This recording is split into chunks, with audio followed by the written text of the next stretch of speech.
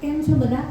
સૌથી પહેલાં તો મને એવું કીધું કે તમને અહીંયા બોલવા માટે અહીંયા બોલાવીએ છીએ, પણ હું એકચ્યુઅલી આજે અહીંયા સાંભળવા આવી છું, કારણ કે હું બહુ જ નાની છું તમારા બધાની આગળ ઉંમરમાં પણ અને ગુણોમાં પણ.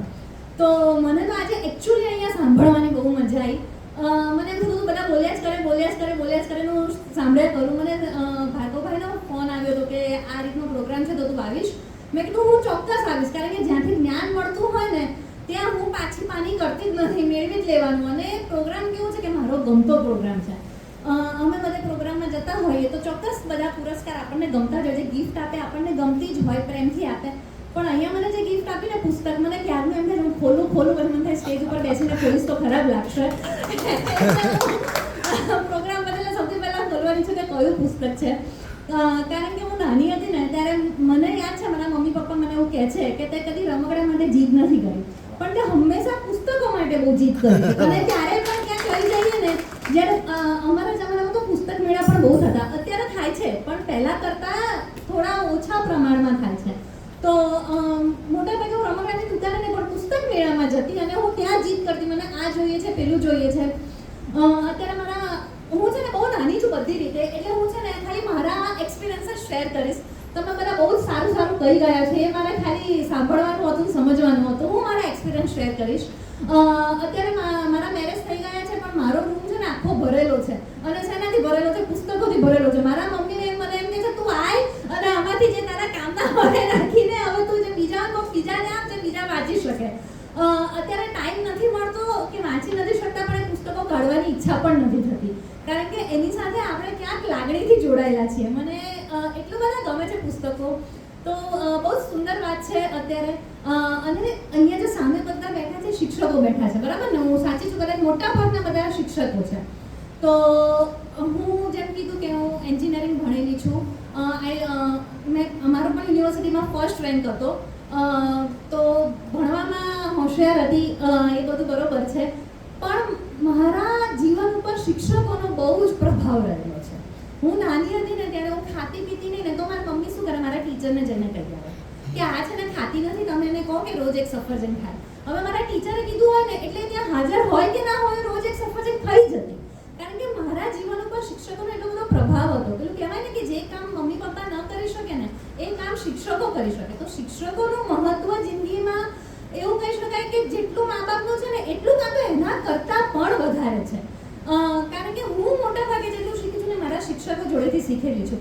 સંસ્કાર છે, ડિસિપ્લિન છે, જે આપણે શિસ્તમાં રહેવાનું, એ બધું આપણને સ્કૂલમાંથી બહુ જ શીખવા મળે છે. થોડીક મને અત્યાર ફરિયાદ તો ના કહી શકાય, પણ થોડાક મને એવા વિચાર આવે કે જેવી સ્કૂલમાં અમે ભણ્યા હતા એવી સ્કૂલો અત્યારે છે કે નહીં, કાં તો છે તો શોધવી પડે છે, બહુ ઓછી છે. પહેલાં જેવું શિક્ષણ અત્યારે છે કે નહીં થોડું અઘરું પડે છે. મારી 2 વર્ષની દીકરી છે તો મેં અત્યારથી છે ને શાળા સર્ચ કરવાનું ચાલુ કર્યું છે કે હું એને ક્યાં મૂકીશ, કારણ કે મને એવું લાગે છે કે સૌથી વધારે ઘડતર શાળામાં થાય. ઘરે તો હું કરી શકું ના કરી શકું, હું એને જેટલું બી ઘડતર આપું, પણ સૌથી વધારે ઘડતર શાળામાં થાય અને એ પણ શિક્ષકો દ્વારા થાય. તો મારી સૌથી મેઇન શું કહેવાય કે મેઇન મારો ક્વેશ્ચન એ છે કે અત્યારે મને સારી શાળા ક્યાં મળે. અને એમાં પણ અત્યારે જે ઇંગ્લિશ મીડિયમ અને ગુજરાતી મીડિયમ 2 ચાલુ થયું છે, હું ઇંગ્લિશની જરા પણ વિરોધમાં નથી.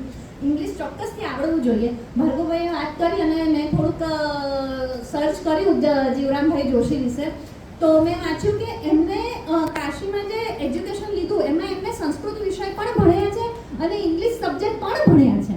તો પહેલાંના જમાનાના લોકોની આપણે વાત કરીએ, ગાંધીજીને એ લોકોને બી આપણે સાંભળીએ તો એ લોકો બી ઇંગ્લિશ પટ બોલતા હતા, બરોબર? તો ઇંગ્લિશ લેંગ્વેજ જોડે મને કોઈ વાંધો નથી, પણ જે એજ્યુકેશન જે ઇંગ્લિશ મીડિયમમાં થાય છે ત્યાં મને ક્વેશ્ચન છે.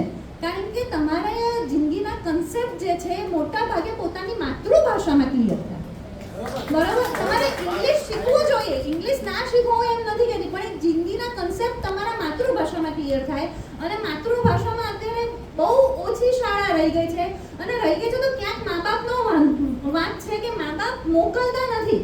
મા બાપ અત્યારે ઇંગ્લિશ મીડિયમમાં મોકલે છે. હવે મારે ગુજરાતી મીડિયમમાં મોકલવી છે મારી દીકરીને, અને કોઈ ગુજરાતી મીડિયમમાં હશે જ નહીં તો એના ફ્રેન્ડ્સ કોણ બનશે? મને એમ વિચાર થાય કે મારે બી એને સિરિયસલી ઇંગ્લિશ મીડિયમમાં મોકલવી પડશે. હું ને મારા હસબન્ડ રોજ અસમંજસમાં છીએ, મૂકવી છે ગુજરાતી મીડિયમમાં, ગુજરાતી મીડિયમની શાળા મારા એરિયામાં મળતી નથી, ઇંગ્લિશ મીડિયમમાં મોકલવી પડશે, રોજ અમે લોકો કંઈ કન્ફ્યુઝનમાં ગુજરાતી મીડિયમના લોકોનું ઇંગ્લિશ જેટલું સારું હશે ને એટલું ઇંગ્લિશ મીડિયમના લોકોનું ઇંગ્લિશ સારું નથી હોતું. રાઈટ. મારી વાત સાથે તમે બધા સહમત થાવ કે ના થાવ, પણ મને સિરિયસલી એવું લાગે છે કે ગ્રામર બધું આપણું ગુજરાતી મીડિયમ વાળા જેટલું સરસ હોય ને એટલું ઇંગ્લિશ મીડિયમ વાળા લોકોનું સરસ નથી હોતું. તો ઇંગ્લિશ આવડવું જોઈએ, ગ્લોબલ લેંગ્વેજ છે, તમારે દુનિયાના લોકો જોડે વાત કરવી તો ઇંગ્લિશ આવડવું જોઈએ, બટ ઇંગ્લિશ માય એજ્યુકેશન એના સાથે મને થોડો ક્વેશ્ચન છે. અને આ મુદ્દો મેં અત્યારે એટલે ઉઠાવ્યો કારણ કે વાત થાય છે ગુજરાતી સાહિત્યની, અને ભાર્ગવભાઈએ જેમ વાત કરી તો એમના પપ્પાએ હિન્દીમાં લખેલું છે, પછી એ બધી વાર્તાના અલગ અલગ ભાષામાં અનુવાદ થયેલા હોય, તો language is not a barrier. Language કદી બેરિયર હોઈ ના શકે, પણ જે ગુજરાતી સાહિત્ય છે ને ઘણું જ મોટું છે અને બહુ જ સુંદર છે ને તમને લોકોને ગુજરાતી સાહિત્યમાંથી ઘણું બધું જાણવા મળે. અને જો આપણે વાત કરીએ બાળ વાર્તાની, તો સૌથી પહેલાં તો જીવરામભાઈ જોશી એટલે અમારા માટે તો એક શું કહેવાય કે એક બહુ જ મહાન વ્યક્તિ થઈ ગયા. એમના દીકરાની બાજુમાં મને સ્ટેજ ઉપર બેસવા મળે ને એ જ મારા માટે તો સૌથી મોટો ગૌરવ કહેવાય, એ સપનું કહેવાય મારા માટે કે અમે જે નાના હતા અને જ્યારે અમે જે બધી વાર્તાઓ વાંચીને મોટા થયા છીએ એમના દીકરાની જોડે બાજુમાં બેસવા મળે. આમાંથી બધાને મિયા ફૂસકી યાદ હશે. 2 જ મિનિટ બસ, મને આમાં વાઈફાઈ છે. આમાંથી બધાને મિયા ફૂસકી યાદ હશે, બરાબર ને? તો અત્યારના કાર્ટૂન કેરેક્ટર્સ બી એટલા ઇનોવેટિવ નથી હોતા કે જે આપણા દિલને ટચ કરી જાય. અને મેં કેટલાક કાર્ટૂન જોયા છે ને અત્યારના, તો એમાં કેવું હોય કે કાર્ટૂન કેરેક્ટર લેસન ના કરતું હોય, હોમવર્ક ના કરતું હોય અને આળસ કરતું હોય, આ રીતના બધા કાર્ટૂન કેરેક્ટર હોય છે. હવે આમાંથી બાળક શીખે શું? જ્યારે જીવરામ જોશીની વાર્તા તમે વાંચો મિયા ફૂસકી, તેમાં રમૂજ તો હતી જ, પણ રમૂજની સાથે સાથે બાળકોનો ભાવનાત્મક વિકાસ થાય ને એ બધી વાતો પણ અંદર હતી. અને આ જે નાના નાના બાળકો હોય ને એમની જે કલ્પના શક્તિ હોય ને એને જો આપણે વેગ આપવો હોય ને તો એના માટે બાળ વાર્તા સૌથી સારામાં સારી વસ્તુ છે. કારણ કે વાર્તાથી એ લોકો ઇમેજિનેશન કરશે. તમે આંખ બંધ કરીને વિચારશો ને કે એક મિયા ફૂસકી આવે તો અત્યારે આંખ બંધ કરશો તો તમારી નર્વસમાં તરત જ એક મિયા ફૂસકી આવી જશે જેને થોડું ઊંચું લહેંગો પહેરેલો છે ને એ ટાઈપનો.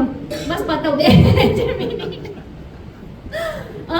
તો અહીંયા અમારા બધા કલાકારોને એવું છે કે બોલવાનો મોકો મળે ને તો અમે બધા એટલા વાતોડિયા હોય ને કે અમે વાતોમાં લાગી જ જઈએ. ભાર્ગવભાઈએ જે કીધું કે એક નાના પંખીમાં જેમનો બાનો કેરેક્ટર હતો, મેં ત્યારે જોયા ત્યારથી આવાના આવા જ છે. એટલે હું તો સાક્ષી છું કે આવાના આવા જ દેખાય છે. હા, અને આવા જ રહેજો. તો બસ આવા તમે બધા શિક્ષકો સરસ મજાના કાર્ય કરી રહ્યા છો અને આ રીતનું બાળ વાર્તા ક્યાંક બી તમને લોકોને એવી જરૂર લાગે કે મારી હેલ્પ છે તો હું હંમેશા રહીશ. અહીંયા જેટલું બી મારું ઇન્ટ્રોડક્શન આપ્યું એમાં એક એડ કરીશ કે મેં 6 વર્ષ શિક્ષકની નોકરી કરેલી છે. હું કોલેજમાં હતી, જોકે નાના બાળકો જોડે નથી મેં ડીલ કરેલું, પણ હું કોલેજમાં હતી, એન્જિનિયરિંગ કોલેજમાં હું શિક્ષકની નોકરી કરતી હતી. એ મને એટલી ગમતી હતી પણ સમહાવ કોરોના આવ્યો ને બધું થયું તો મારે થોડું શિફ્ટ થવું પડ્યું. અને આજની તારીખમાં પણ હું જે મારી સ્કૂલમાંથી ભણેલી છું એ સ્કૂલમાં હું ક્યારેક જાઉં છું, નાના બચ્ચાઓને ક્યારેક ભણાવું છું અને મને મજા આવે છે લોકો જોડે ઇન્ટરેક્ટ કરવું ને એવું. તો ક્યાંય મારી હેલ્પની જરૂર હોય તો મને કહેજો. અને બસ આવી જ રીતે આપણે આપણા ગુજરાતી સાહિત્યને આગળ વધારતા રહીએ. Thank you so much. કોફીવાળો ડાયલોગ તો તમે લોકો મૂવી જોઈ લેજો, તમને એમાં જોવા મળી જશે.